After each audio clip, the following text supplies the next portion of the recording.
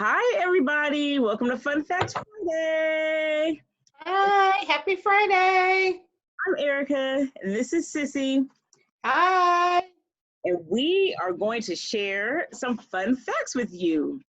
We have been doing this every Friday we're probably going on about 2 months now. Mm-hmm. As a time to just get together, talk, chat about this, that, everything. Pretty much everything and anything is open game. We also will, if you have a business or if you have an important topic that you want to share about or talk about, you are welcome to let us know that. And we will bring you on as a special guest and to talk and share about your product or, again, your business or whatever you would like to share. We get asked all the time, why Fun Facts Friday? What's a fun fact? Well, dictionary.com defines a fun fact as a tidbit of interesting or entertaining trivia, which is what we give. Tons of interesting tidbits and trivia that you may be like, you know what, I wondered about this. Or, one day we talked about where did high heels come from? So just random stuff. And then also we go from that extreme to, is there anything smaller than an ant? Which we did find out. You have to go and watch some of our previous videos that will be posted to get the answer to that question. We also take it to the serious side, and we have had some topics on infertility and serious topics that can be discussed. We've talked about vegan eating. So that's Fun Facts Friday. It's open.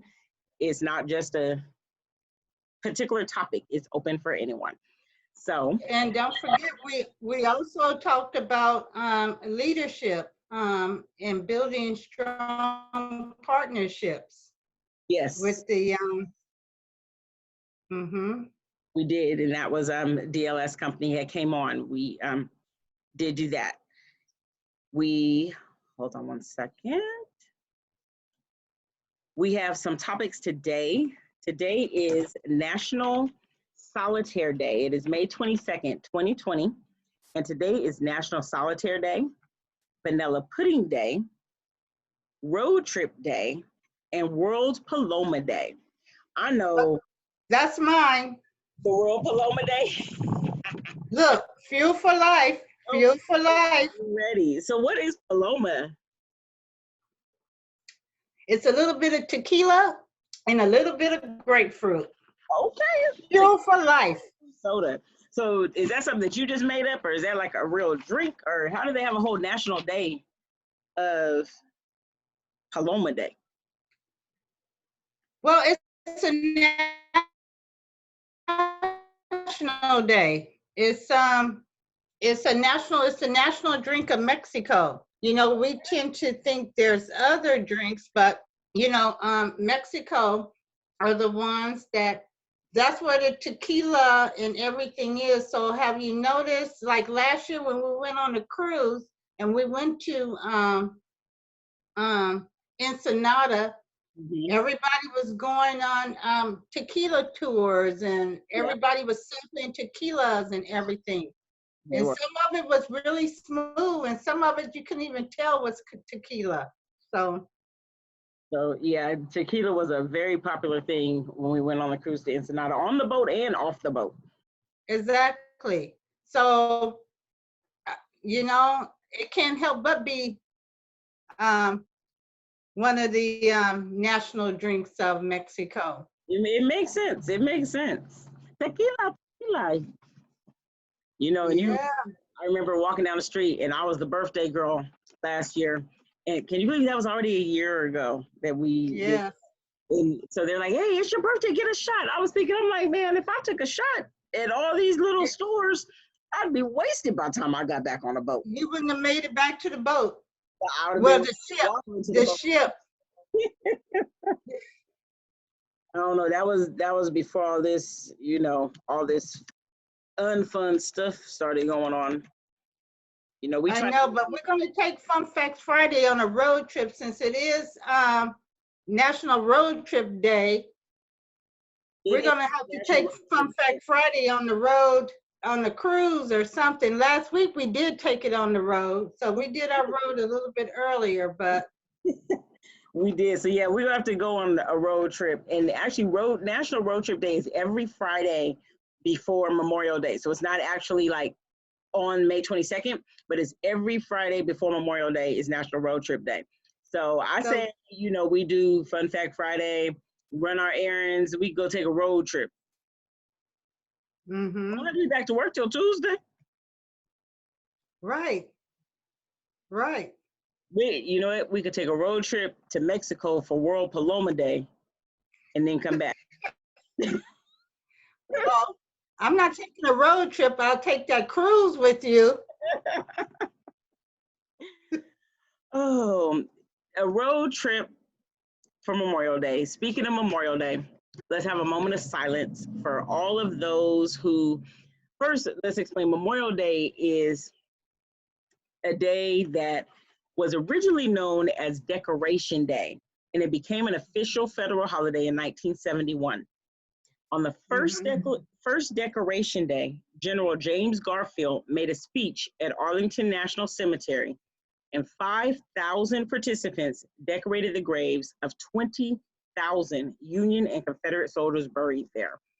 So if that was on the first day, and that was way back when, there were already 20,000 graves. Imagine now that we are in 2020, how many graves of soldiers and armed forces that have lost their lives protecting our country and fighting for our country. And so that is, Memorial Day is a day, federal holiday, to honor those who have given their lives for our country. And those facts were found on freedom.com. Well, speaking of those that are fallen, that are laid to rest, at the Sacramento Valley National Cemetery, that cemetery was built in 2006 as an overflow, but now there's almost 40,000 people that are laid to rest there. The majority of them are the fallen, but it's their loved ones as well, the wife or their child that's under 18. So we have to recognize them all and thank them for just watching over us and giving their lives for us. Yes, and because I think even like we mentioned, I think it was last week, how military personnel, yes, they may be the ones that are actually enlisted, but it is also their families who fight for them and have made that sacrifice, to know that their family member gave their life for other people. Exactly. So my heart goes out to those families. On Monday, with our current situation, there are not going to be any of the normally on the Saturday before Memorial Day, they lay out they put out the flags. They call it flags out, and they put a flag on every grave, which is beautiful.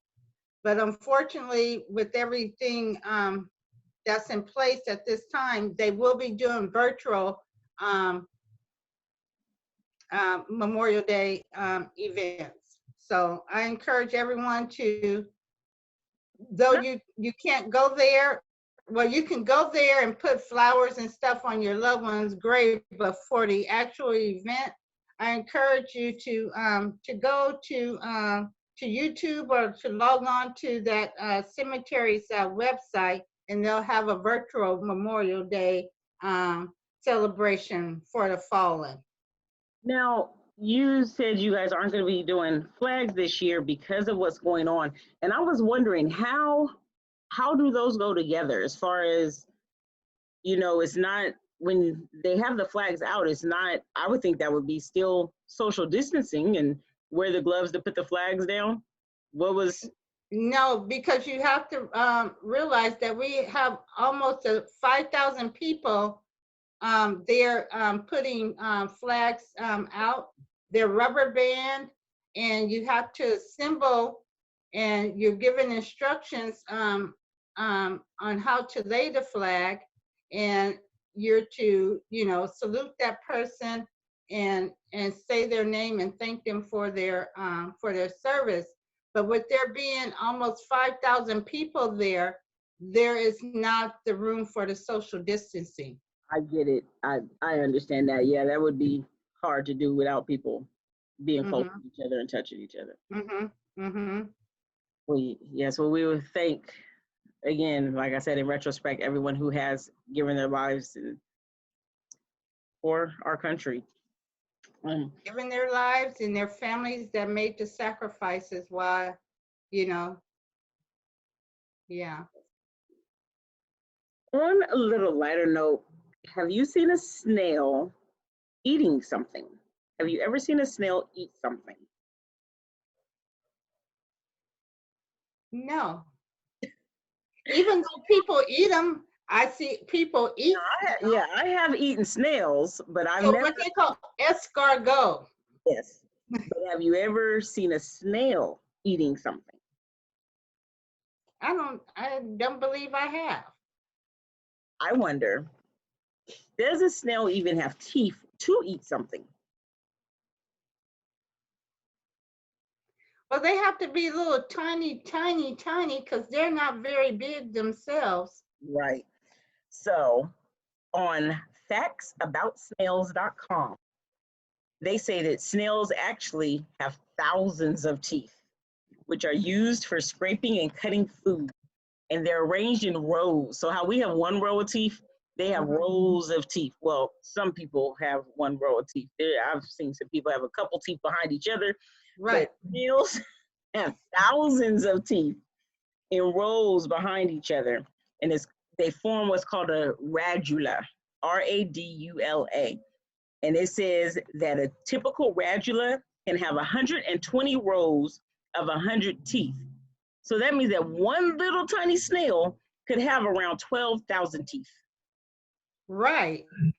Where all those teeth fit? Like you said, a snail is super tiny. How do they have 12,000 teeth, let alone one tooth? So I wonder if they even have a tongue.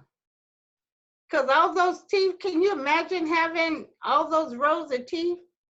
Where's your... And then when you chew, man, that's some heavy flossing. Well, I don't think a snail is flossing. I don't think a snail is flossing, but yeah, that'd be a little awkward right there. But that's a lot of teeth. That's a lot of teeth. 1,000 teeth in that little time. So they have to be smaller than a fingernail. If you could just imagine a snail, their teeth are microscopic. So it says some species may have more than 20,000 teeth. Wow. Yeah. So when we've picked, like I've picked up a snail before off the ground, I might not want to touch the tip of it where his face is, because if it has that many teeth, I wonder if I actually would feel them, even though they're tiny. Right, or if you feel just a little nip or something. Yeah, that's probably the snail thing, is really biting hard and doing something with his little tiny teeth. So you know what? We said this before. We are really gonna have to get one of those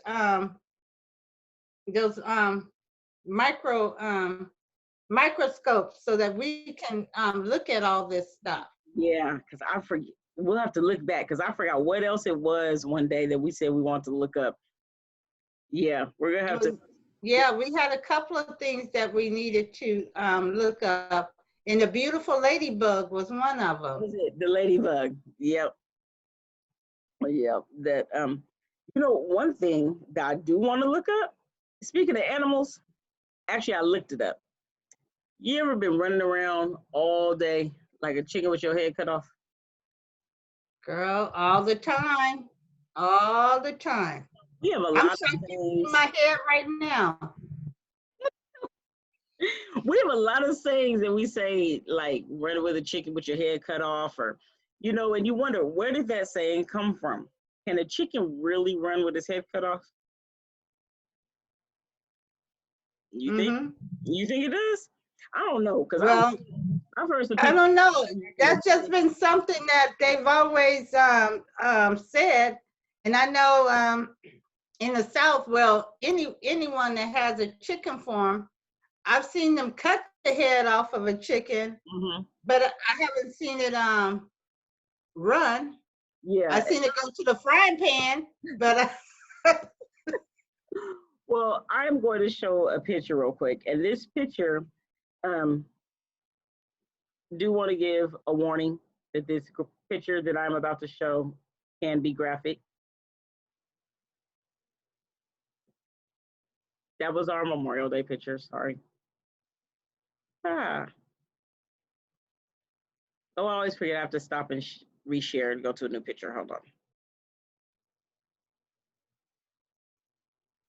This here is a true chicken with his head cut off that actually lived for about 18 months after his head was cut off. And they call this chicken Mike. They named him Mike. And this was found on www.bbc.com. So when they say a chicken with his head cut off, there really was a chicken with his head cut off named Mike. So I guess you don't want to be like Mike. You don't want to be like Mike, run around literally like a chicken with your head cut off. So they said that he was able to do that because when they cut his head off, part or all of his brainstem stayed attached to his body. So when they cut it off, I guess they cut it up here instead of cutting down here. So they just cut it too high and the brainstem was still there. And so it was connected. And they fed him with a dropper and fed him straight into his esophagus so that he was able to eat and still survive. So he was eating. So what they do? They poured it. They use like a dropper and then they drop the food right into his esophagus. So it must have had to be liquid because you can't, he wouldn't have had his mouth and his beak to chew. So it had to just been liquid that they were feeding him and put it straight into the esophagus so that it could go down into his stomach so he could stay nourished. Wow. They said about 18 months longer it lived. Wow. I don't know, running with a chicken with your head cut off for 18 months, that could lead to some mental health problems and stress. And I don't want to be like Mike.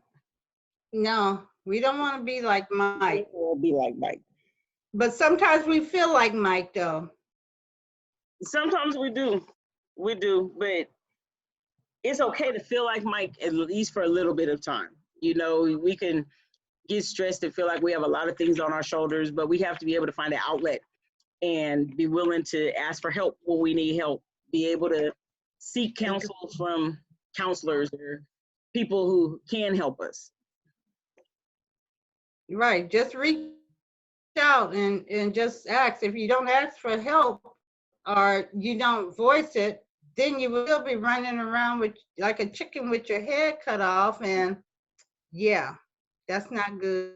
No, I wonder if any type of feeling that way, you know, if I'm your friend or something, you know, give me a call.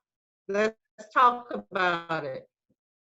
That's the one thing, even especially now, sometimes people feel like, oh, I don't need a counselor, I don't need therapy, because there's this stigma that, oh, something's wrong with you when you have to go to therapy.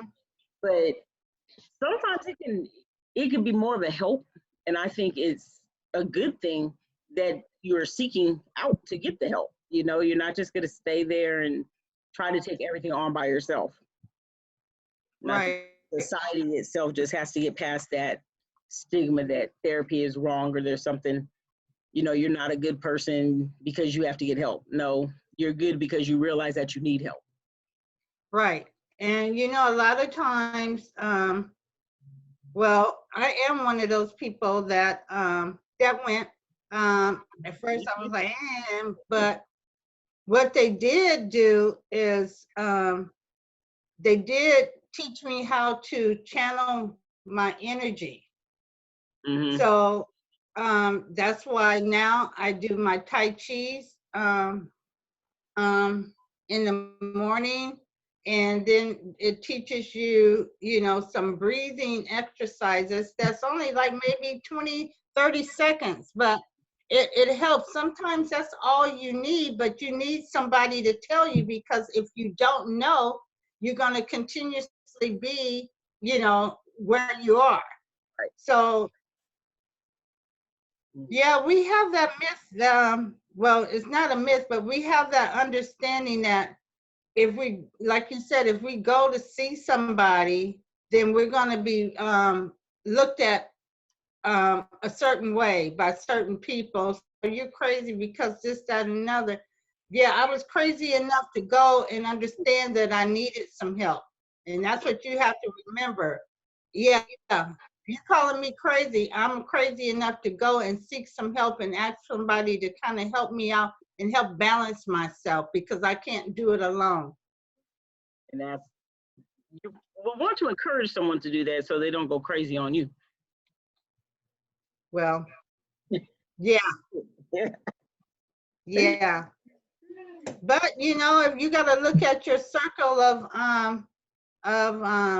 friends, and those that you can call upon, sometimes you just need an ear and they can lend you that ear. You and I have had that ear for some years. Right. Our ears have been through a lot.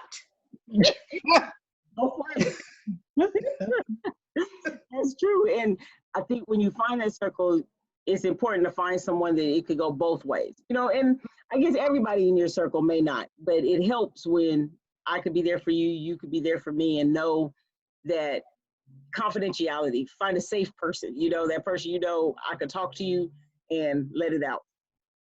Right. And then sometimes when we have those sissies that live somewhere else and you just want to go and check because you're unsure, you just fly in. People flying right now, we on that social that's true. Stuff, but we could pick up the phone, we could do the Zoom meetings and check in on people still. Yeah. But yeah. Zoom is better than a telephone call because I can actually see you. I actually like the Zoom better in video calls, because you can see somebody. Mm-hmm. Yeah. Mm-hmm.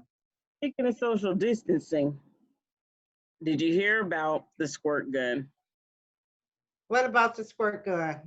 Okay, we have a video to share.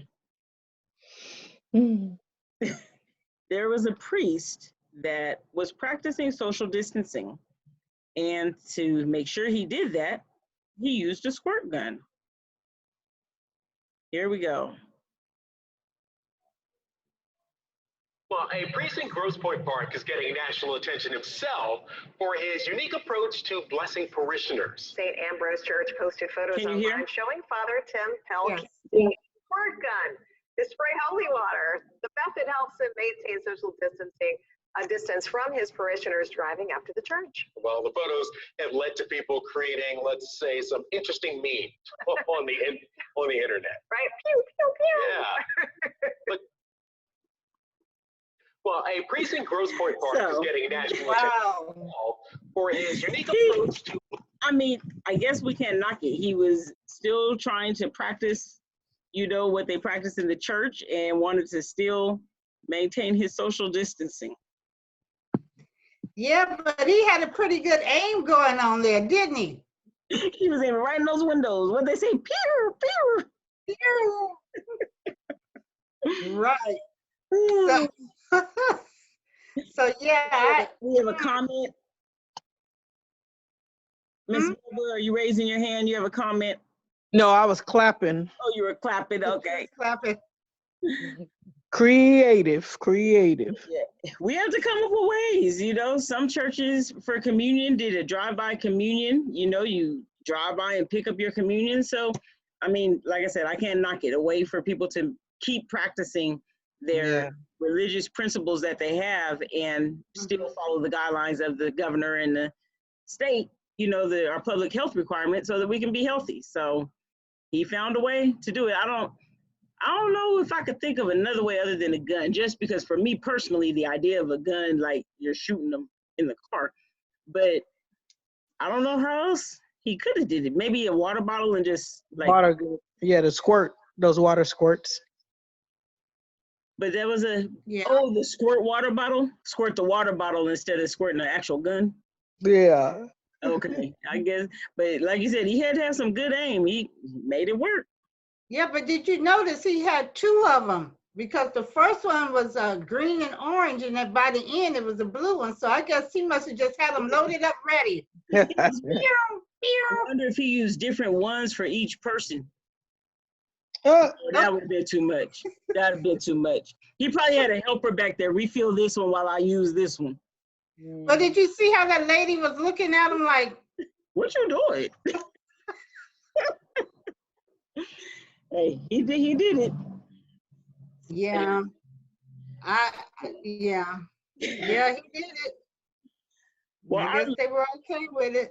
Yeah, because I guess when you understand the principle, you know, it wasn't, they understood it wasn't that he was trying to shoot him and that it was water. It was the separating it and the principle of still doing the, I want to say that was during Easter when the priest blesses them with the holy water. So they understood why it was the water. I know, but do you think it got in somebody's eye? I hope not, because that would have hurt, get squirted with some water. I'm glad I wear glasses. I know. Because that would have hurt, get a stream of water going in your eye.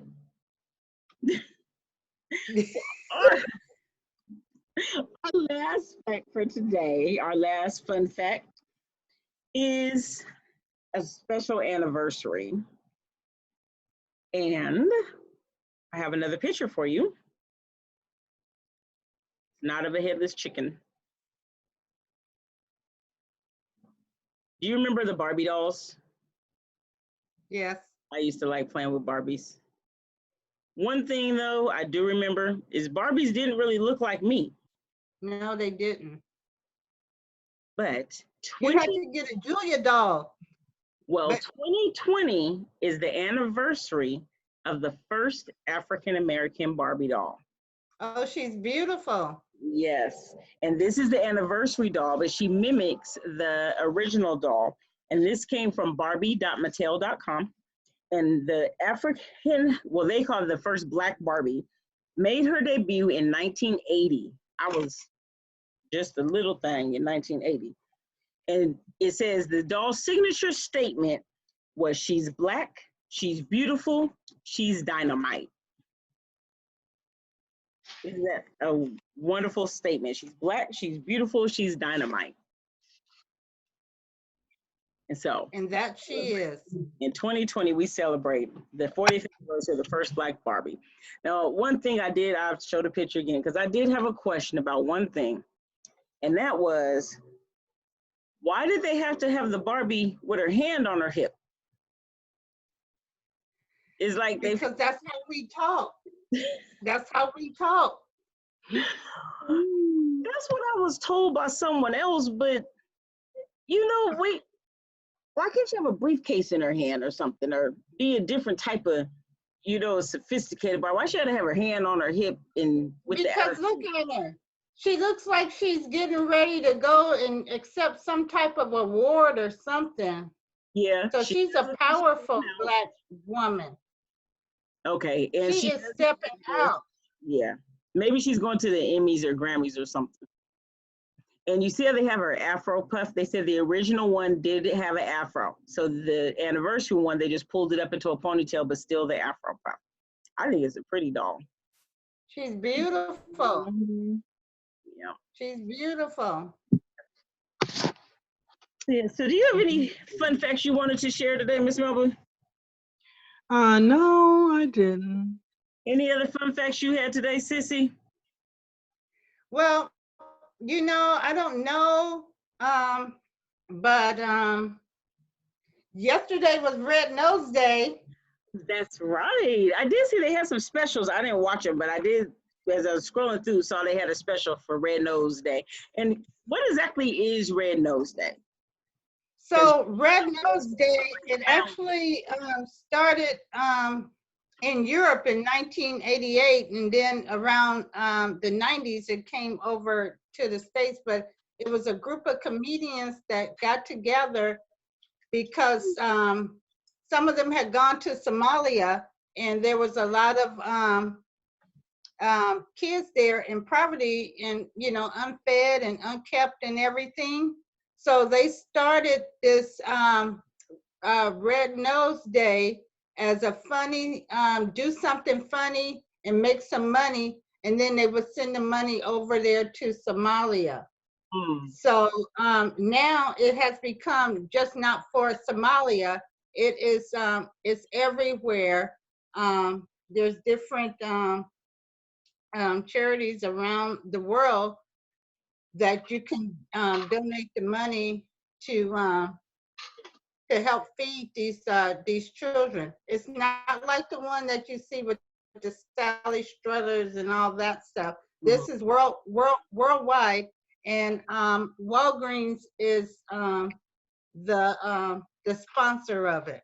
Okay, I have noticed a lot of when it's Red Nose Day, I see the red noses in there, but never really understood what it was about. So, thanks. That's a good cause. Yes, it is. I've been red nosing since I think 1992, 93.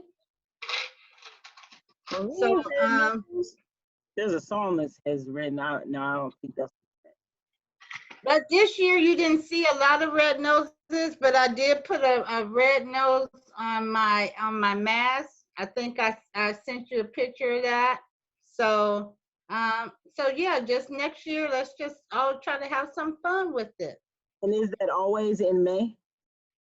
It's always the third Thursday in May. Third Thursday in May. Okay.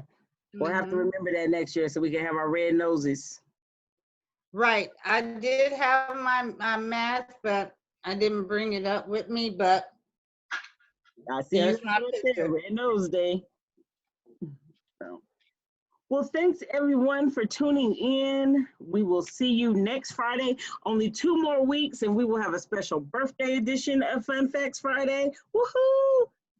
Woohoo! And then 2 weeks after that, we'll have another one. Woohoo! Woohoo! Yes.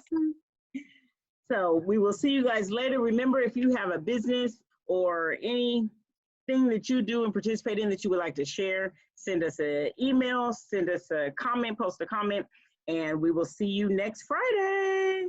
Deuces. Oh, and again, we give our Thank you. Out. Happy Memorial Day, everyone. Happy Memorial Day. Happy Memorial Day. Oh, say, can you see by the dawn's early light what so proudly we hailed at the twilight's black gleaming, whose broad stripes and bright stars through the perilous fight all around Portugal was the street. And the rockets red clouds, blue bombs bursting in it, gave proof through the night that our flag was still there. Oh, say does that star-spangled banner yet wave? Oh, the land of the free and the home of the brave. Woo! Fly your flag. See you next week, everybody.